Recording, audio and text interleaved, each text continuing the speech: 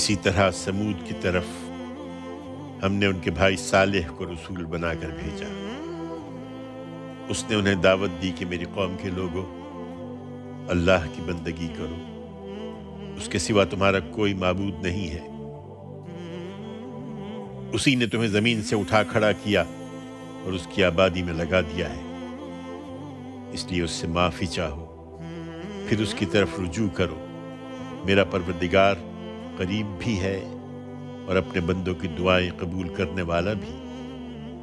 انہوں نے جواب دیا، اے صالح، اس سے پہلے تو ہمارے اندر تم سے بڑی امیدیں کی جاتی تھیں، لیکن تم اچھے نکلے۔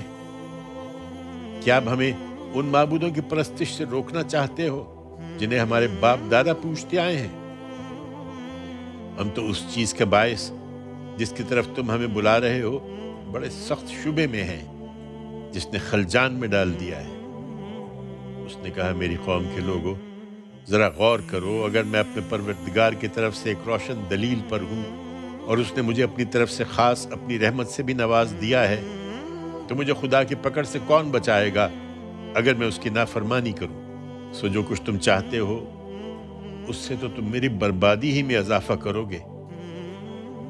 میری قوم کے لوگوں، یہ اللہ کی اونٹنی ہے تمہارے لیے نشانی کے طور پر، لہٰذا اس کو چھوڑ دو کہ اللہ کی زمین میں چرتی پھرے، اور کسی برے ارادے سے اس کو ہاتھ نہ لگانا، ورنہ کچھ زیادہ دیر نہ گزرے گی کہ تم پر عذاب آ جائے گا۔ پھر ہوا یہ کہ انہوں نے اس کی کوچیں کاٹ دی۔ اس پر صالح نے خبردار کر دیا کہ اب 3 دن اپنی اس بستی میں اور رہ بس لو، یہ دھمکی جھوٹی ہونے والی نہیں ہے۔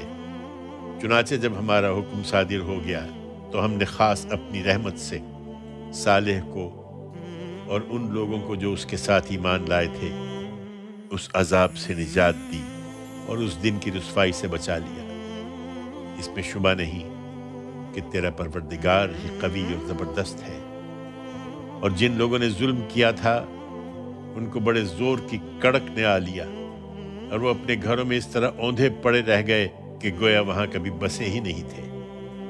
سن لو، سمود نے اپنے پروردگار سے کفر کیا، سن لو کہ سمود دھتکار دیے گئے۔